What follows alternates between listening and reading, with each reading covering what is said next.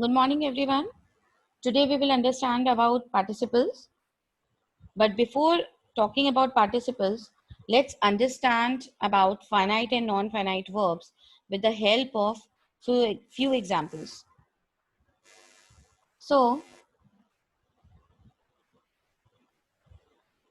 out of these four, let's have a look at these two. Meera likes chocolates and they like chocolates. So, in these two sentences, the verb is likes and like.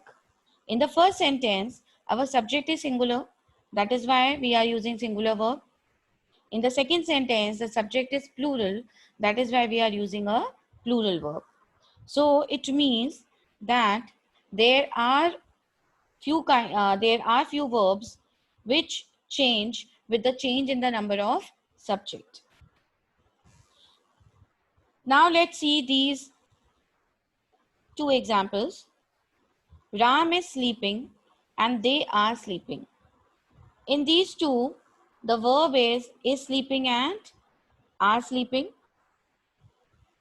In this sentence, Ram is singular. That is why we are using singular verb is. And in this, this subject is plural. That is why we are using a plural verb are. So helping verb is and are used according to the number of the subject. But what remains unchanged in both the sentences is our verb sleeping.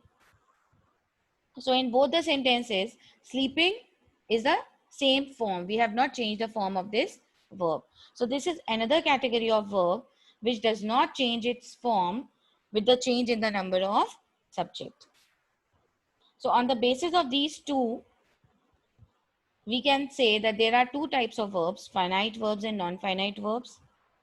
Finite verbs are those which change their forms with the change in the number of subject. And non-finite verbs are those which do not change their form with the change in the number of subject. These non-finite verbs, in spite of the fact that they are verbs, these verbs sometimes works like an adjective, adverb or a noun. And they can be, on the basis of these, they can be classified into three categories: infinitives, participle and gerund. So today we are going to understand about a type of non-finite verb, that is participle. Participles can again be further classified into three forms or three types: present participle, past participle and perfect participle. Present participle is used to show continuity of action. Past participle talks about any completed action, and perfect participle is used where we talk about those actions which have completed before another action.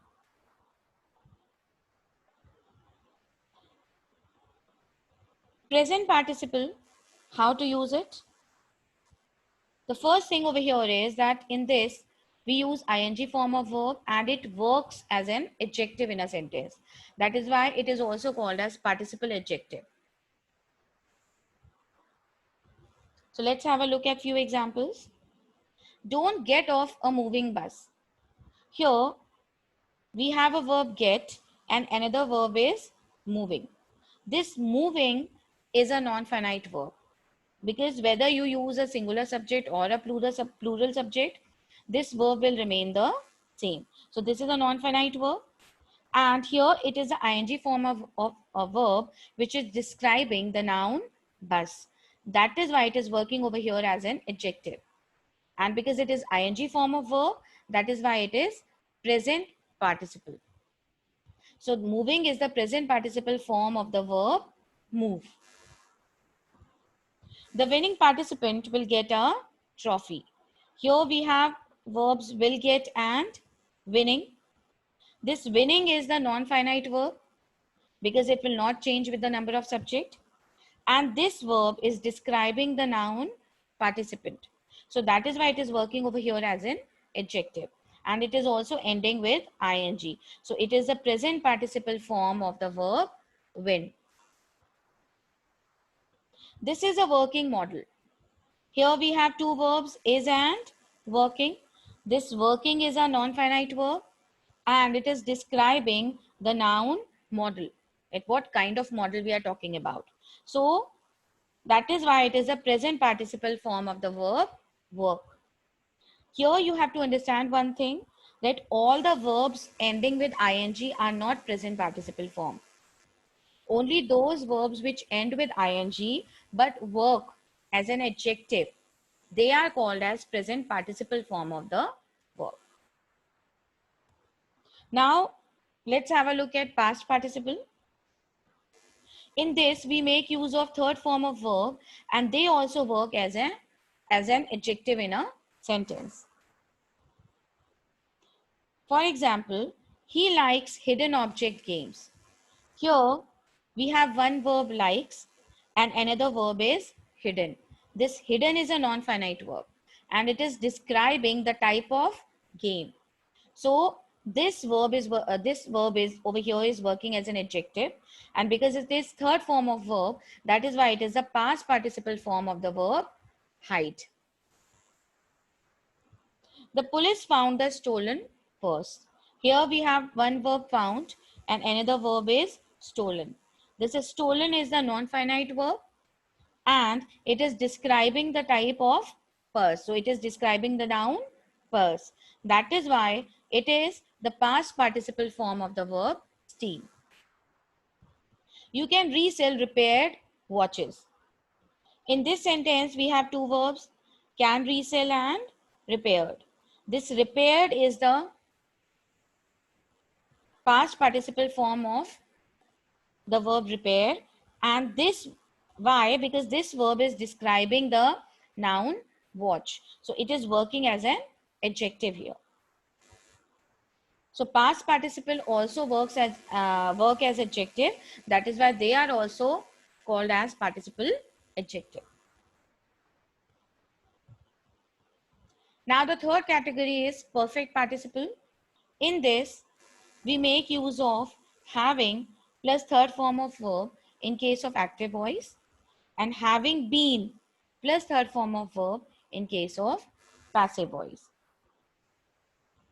For example, having done the work, I felt relaxed.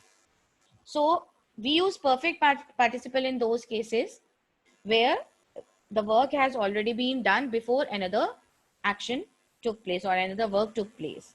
So here the work of or the task of doing the work happened first and later on I felt relaxed. So this is represented using perfect participle. Here we are using third form of verb and we have also made use of having. So this is the perfect participle form of the verb do. Having been operated, the patient was shifted to the room. Here also we have two verbs, was shifted and having been operated. Here having been operated is the perfect participle form of the verb operate. Having been rescued, the elephant was taken to hospital. So at first the action or the task of rescuing the elephant happened and then later on the elephant was taken to the hospital. So that is why this first action is represented using perfect participle. Having been rescued. Having studied all day, he was exhausted in the evening. So we have verb here was exhausted and another verb is having studied. So this having studied over here is the perfect participle form of the verb study. So this is third form of verb and we have made use of the verb having. So this is the perfect participle form of the verb study. So this is all about present, past and perfect participle. I hope whatever I have discussed in the video, you have understood about all these things. That's all for today.